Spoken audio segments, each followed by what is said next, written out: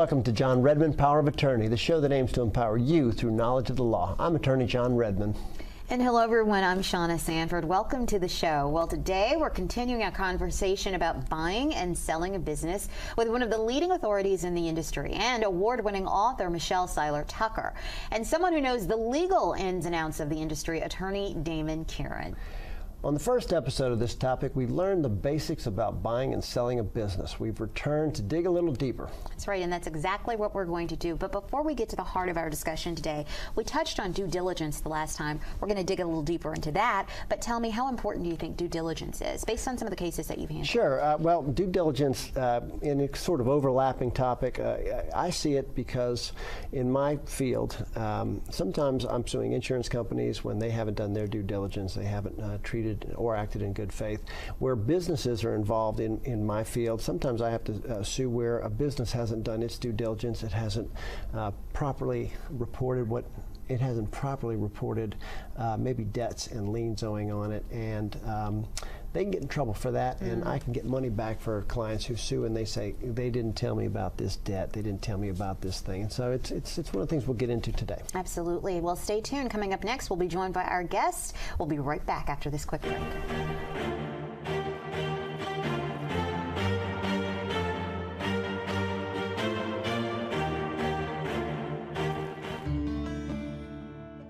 We can beat this. The spill in the Gulf, it's a catastrophe. But we will solve it. This is not a Gulf Coast issue. This is a national problem that requires a national solution. But what can you do to help? What do you have to offer? Your voice. Speak up. Add your name to the petition Demanding restoration and protection Of America's Gulf Coast. Sign it. Share it. Be the one. Be the one. RestoreTheGulf.com.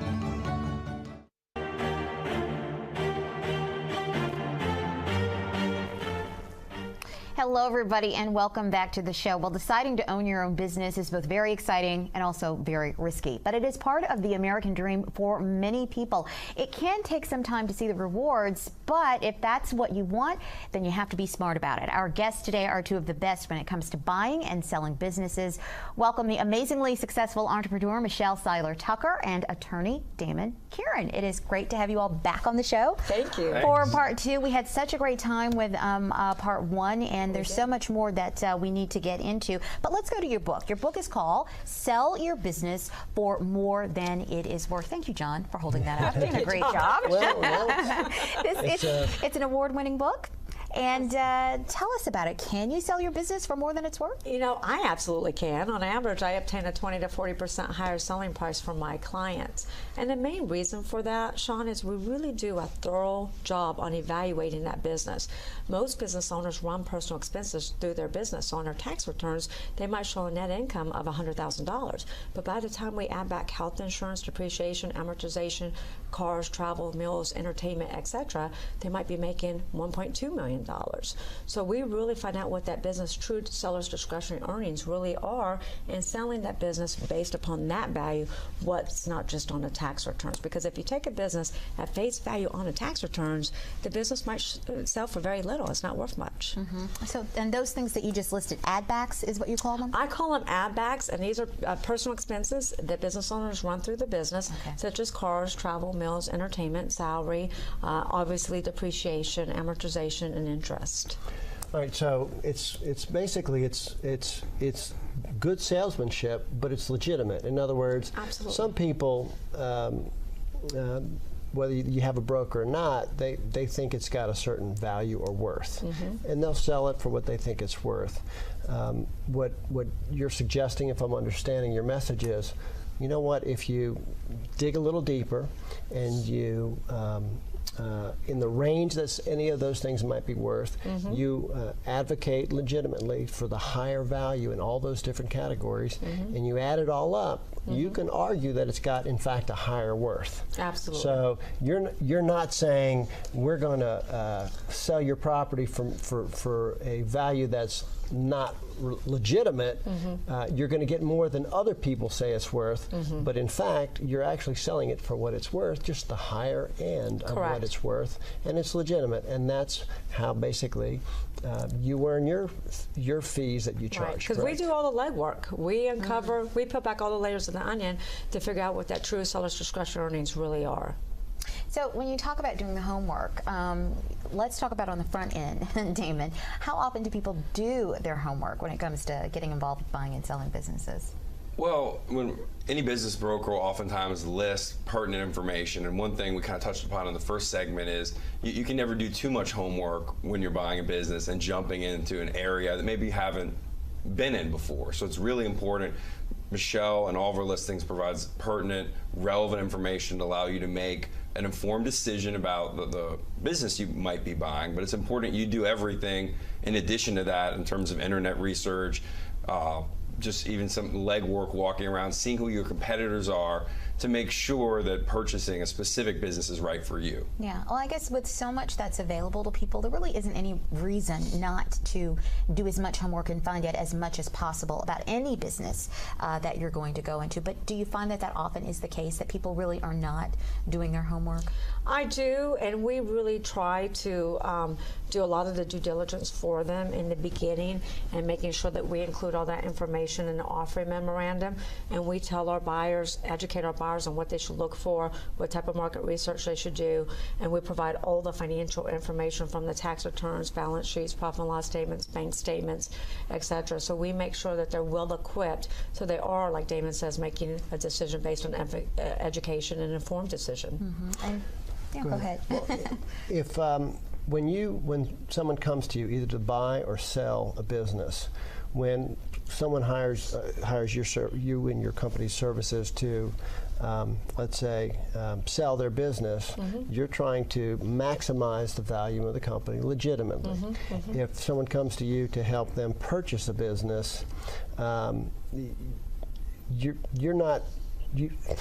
I didn't ask the question very well, but basically, you wouldn't have the same person buying and the same person selling as your clients, correct? Or would you?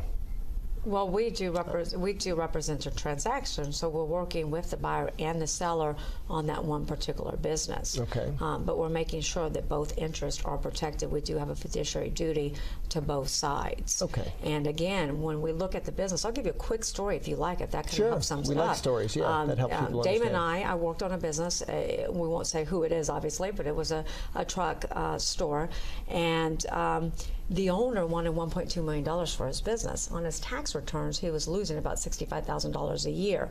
On 1 year, I think he had a profit of $8,500 a year. So based on his tax returns, there is no way his business was worth $1.2 million.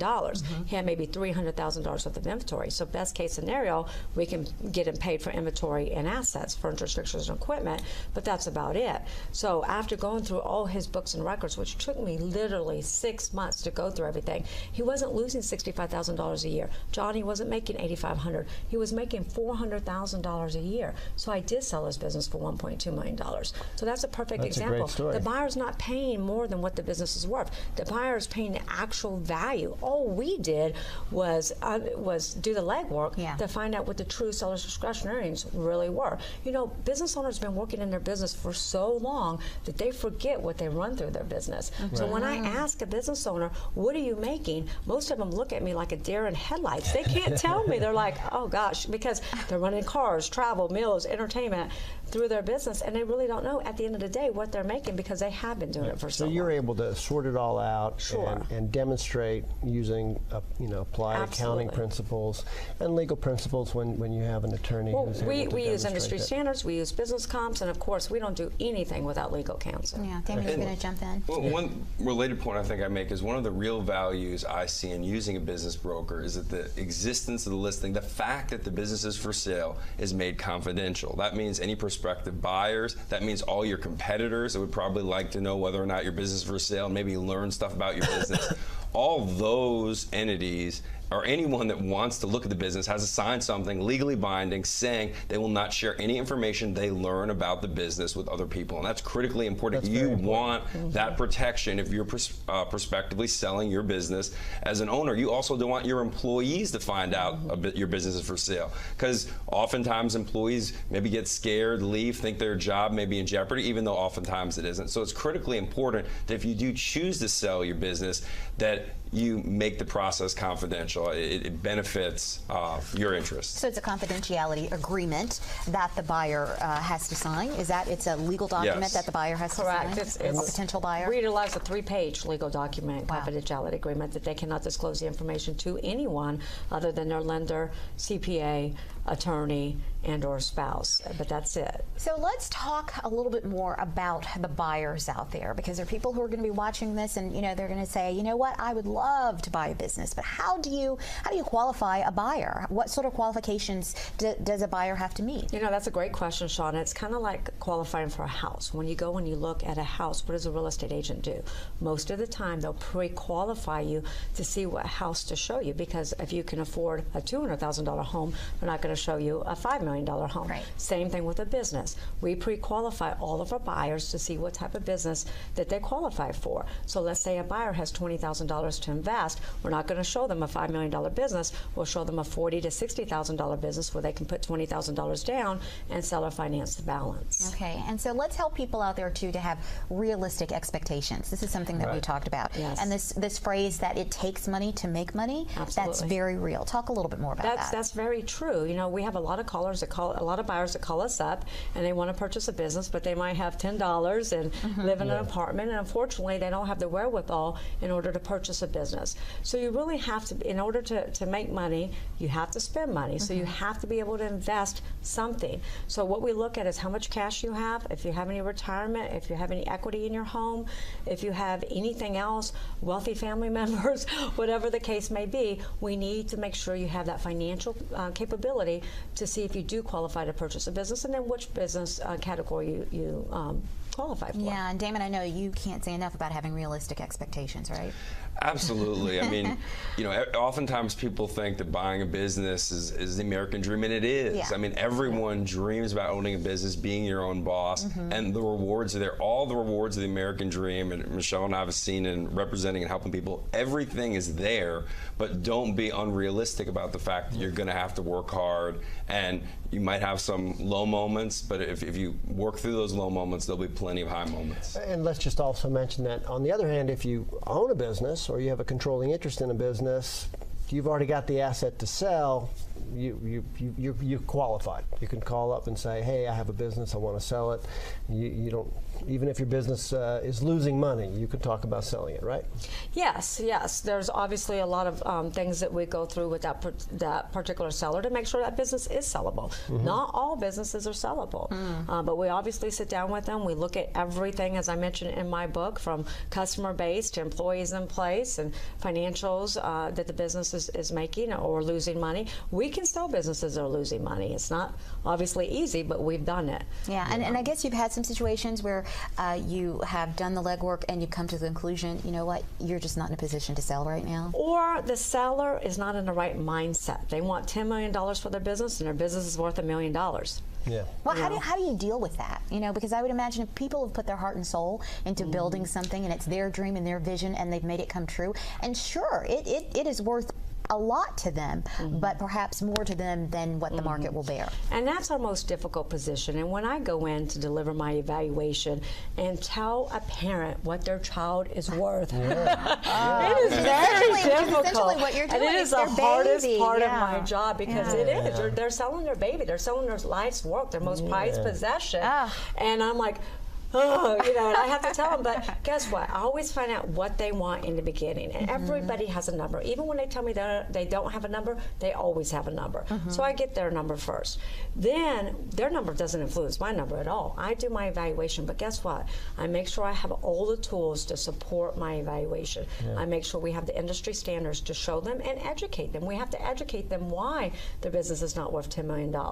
So we show them the industry standards. We show them the business comps. We pull businesses all over the world that are in a similar industry with a similar growth and similar cash flow that they have. And then what do? We back into it and we tell them why that $10 million price tag will never meet the buyer's sanity check. It will never cash flow enough to cover the debt service and earn them enough to live on. Well, we have more questions. Our viewers have more questions, and I like that buyer sanity check. I like that. So just stay tuned. We're going to take a break. Coming up next, we're going to take your questions. We will be right back.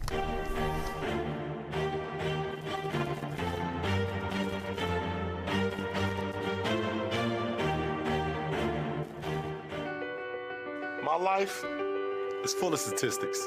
Thing is, I could have dropped out of school and become one myself, but I didn't because I had people that believed in me. Here's another statistic. 7,000 students drop out every school day. That's one every 26 seconds. It's time that students know that we believe in them. Inspire a student and share your message of support at boostup.org. Hello, everybody. Welcome back to the show. It is time to get our viewer questions in on the conversation, and we have lots of great ones, so we're going to go straight to them. Our first question comes from Mark. We were talking about this earlier. I think you mentioned having family members help out when it comes to buying a business, but Mark's question is, can someone donate a business to me, say in a will? Have you ever seen that sort of situation? You know, I personally have not, and I think that's a question for Damon or our fabulous attorney to answer. No, you absolutely can. Some of the interesting things, and something I'd point out as a preliminary matter, is oftentimes business owners never prepare for what happens in the event they pass away. And that's critically important. You have a succession plan, or that you even identify, first of course have a will, but if you do have a will, you specifically explain who inherits the assets of the company, who's going to operate the company, and most importantly, that you have an operating plan, or however your business is organized as a company.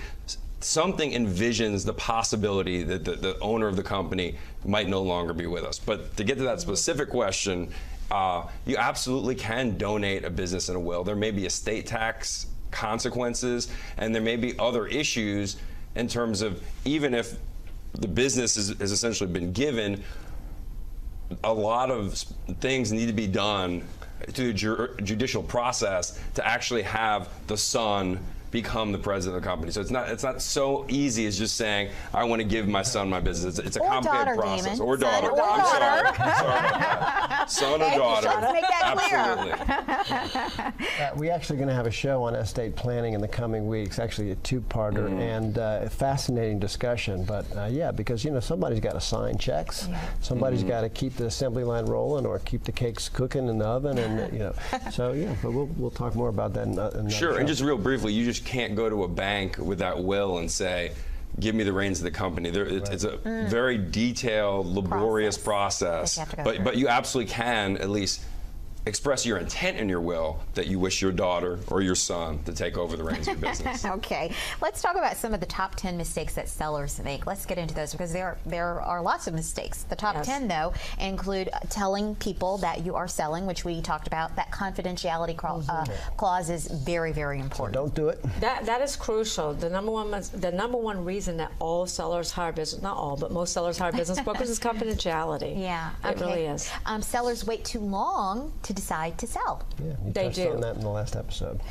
Not hiring a broker to sell for you. Very important to hire a broker. I mean, we've heard so many things that perhaps we wouldn't even think about considering that, but this is your business, so you know all the ins and outs. And hire the right broker. Like broker, anything, you've got good and bad. So make sure that you do your due diligence and hire the right broker to handle the sale of your. Running your business may be your expertise, but selling your business is not something you normally do in your business. That's why brokers are good at their job. Correct. There's a lot of moving parts in selling a business. And then you make the distinction between using a business broker versus using a real estate broker. Right. Correct.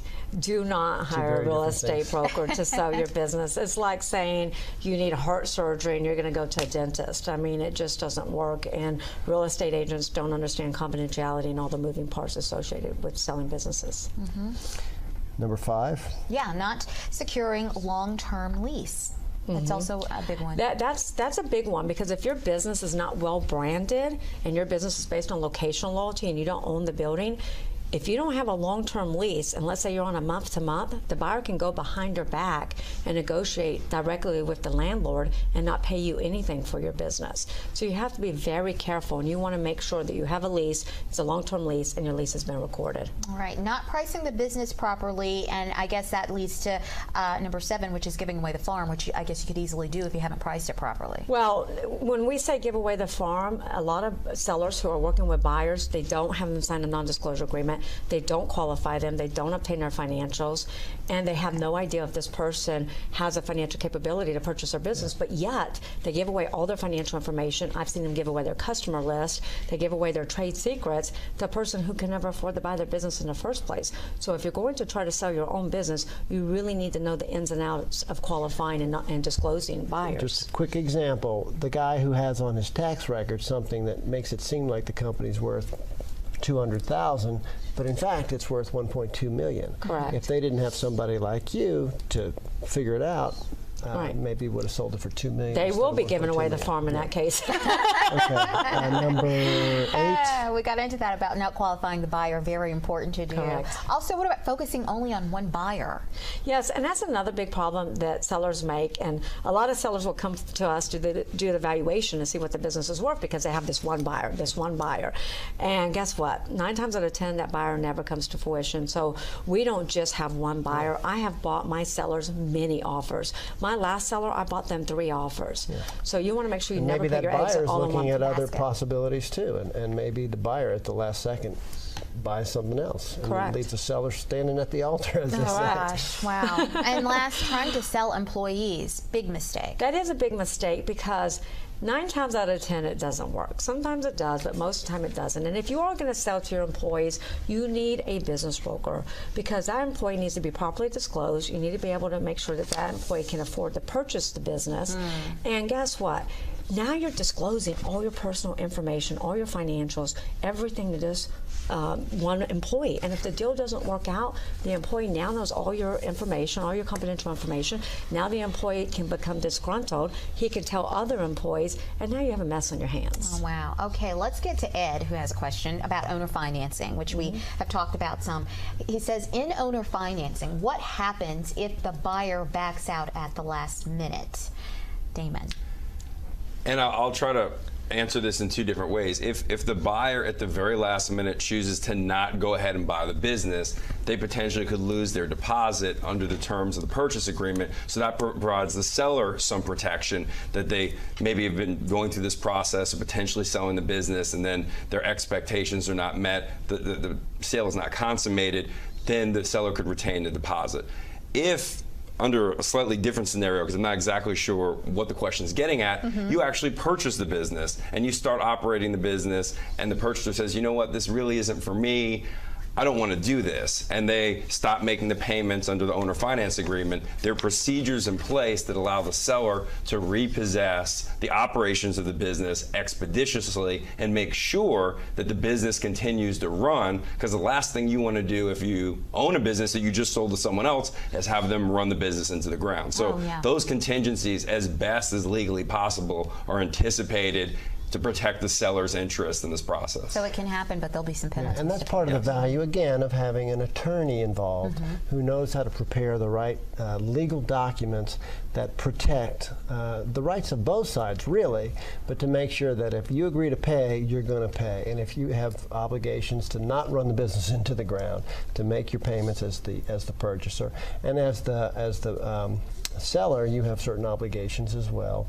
So everybody's protected and everybody's got to behave, and if either side misbehaves, there are penalties that apply.